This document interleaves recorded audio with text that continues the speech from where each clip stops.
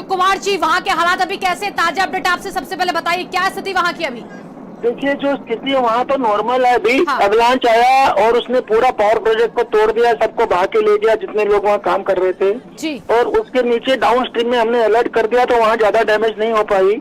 और नीचे पानी काफी कर्णप्रयाग से नीचे आ चुका है अभी, तो वहाँ जो है अभी स्थिति ठीक है, वहाँ कोई बड़ी आगे डैमेज नहीं। हमने पूरी रिवर बेसिन को खाली करा दिया है और जो जहाँ अवलांच है उसके पीछे भी अब ठीक है, किंतु अवलांच जहाँ पे आया है वो पूरा एरिया डैमेज है, पूरा वहाँ सिल्ट है। इस टाइम 50 से 100 के बीच लोग उस एरिया में काम कर रहे थे, उसको उनको खोजा जा रहा है। कुछ घायल भी हमें मिले हैं, बाकी जो है हो सकता है बह गए हों बहुत लोग, तो वो सब हमारी टीमें लगी हुई हैं, तो थोड़ी देर में एग्जैक्ट क्लियर हो पाएगा। जी अशोक कुमार जी, देखिए आपने जो आंकड़ा बताया 40 से 50 के तकरीबन वो आंकड़ा है, क्या ये आंकड़ा जो है वो और बड़ा भी हो सकता है? ये सिर्फ आंकड़ा अभी का है? 50 आदमी तो उस पावर प्रोजेक्ट में ही काम करते थे, उसके आसपास भी 40-50 लोग काम करते थे, तो अभी वो 50 से 100 के बीच आंकड़ा है जो उस एरिया में थे। जी। अब वो एग्जैक्ट पता चलेगा उसका थोड़ी देर बाद। जी, तो इस बहाव को रोकने के लिए अशोक जी, इससे जो तेज वेग आगे मलबे के साथ पानी का बहता चला जा रहा है, इसको रोकने के लिए कैसे इंतजाम वहाँ पर किए जा रहे हैं? किस तरीके से यहाँ पर डैम को बांधा जा रहा है?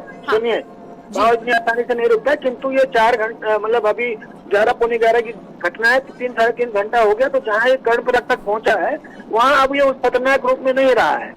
अब इतना पानी है वहाँ जितना बरसात के दिनों में होता है, और हमने पूरा रिवर बेसिन खाली करा दिया था, तो उसलिए वहाँ डैमेज नहीं है अभी। जी। जो डैमेज हुआ शुरू में हुआ है, और उस जहाँ पे अवलांच है उसके आसपास हुआ है, उसका आकलन, सही आकलन थोड़ी देर बाद बताया जाएगा। हमारी रेस्क्यू टीमें लगी हुई हैं, उत्तराखंड पुलिस और एसडीआरएफ की। जी अशोक जी, देखिए भौगोलिक स्थिति बहुत कुछ निर्भर करती है वहां पर रेस्क्यू करने के लिए, लेकिन फिलहाल ये आपसे जानना चाहेंगे क्योंकि हरिद्वार तक भी इसका असर पड़ता दिख रहा है। हरिद्वार तक कहा जा रहा है कि इसका वेग जा सकता है, तो कब तक वहां तक ये पहुंच सकता है तेज बहाव, और वहां की स्थिति तक भौगोलिक परिप्रेक्ष्य से अगर देखें तो कैसी? नहीं, ऋषिकेश और हरिद्वार में ये शाम तक पहुंचेगा पानी का असर, पर ज्यादा नहीं आएगा, क्योंकि हमने बीच में देख लिया कर्णप्रयाग में जिस स्थिति में है तो उतना डैमेजिंग नहीं है। ठीक है, ऋषिकेश और हरिद्वार को अलर्ट तो रहना है, किनारे पे कोई नहीं बैठा रहे, हमने करा दिया है।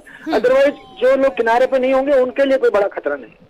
जी जी अशोक जी, एक चीज और ये जानना चाहेंगे क्योंकि यहाँ पर कई ऐसे गांव, कई ऐसे घर हैं जो कहा जा रहा है कि तेज वेग में बहते चले गए हैं, तो उन तक कैसे मदद पहुंचे? वहां पर जो लोग फंसे हो तो उन तक कैसे संपर्क साधा जाए? इसको लेकर क्या आपकी प्लानिंग प्लॉटिंग अभी तक की जा रही है? मैंने बताया ना आपको, जो जहाँ पे अवलांच है उसी क्षेत्र में बहा हुआ है, उसके आगे डैमेज कम है। मैंने पूरी सारे गंगा किनारे की सभी टीमें अलर्ट कर दी थी, सभी लोगों को अलर्ट कर दिया था, लोग बेसिन में थे उनको इवैक्यूएट कर दिया था, तो वहाँ आगे का डैमेज नहीं है। शुरुआती क्षेत्र में डैमेज है, जब तक लोग अलर्ट हुए और जब वो एक साथ आया उस टाइम तो बचना संभव नहीं है। जब जो शुरुआती बहाव में जो बह गए हैं उस पावर प्रोजेक्ट के आसपास के लोग, उसी में है जो लॉस है, तो उसका भी आकलन कर रहे हैं और उसमें जो बचाया जा सकता है वो बचाया जा रहा है। जी अशोक जी, देखिए ये कहा जा रहा है कि गृह मंत्रालय भी वहां पर नजर बनाए हुए है, केंद्र सरकार भी नजर बनाए हुए है अभी तक इस हालात पर, तो क्या आपकी तरफ से मदद मांगी गई है केंद्र सरकार से? इसको लेकर